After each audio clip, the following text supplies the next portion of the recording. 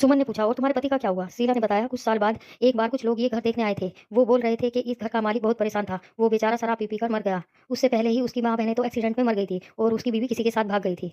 जब सुमन ने ये सारी बातें सुनी तो सुमन बुरी तरह रोने लगी। शीला भी रो रही थी। दोनों ने समय का ध्यान ही नहीं दिया। फिर सुमन ने देखा, अंधेरा होने को है, जरूर आलोक आने वाला होगा। सुमन ने शीला को बड़ी मुश्किल से चुप किया।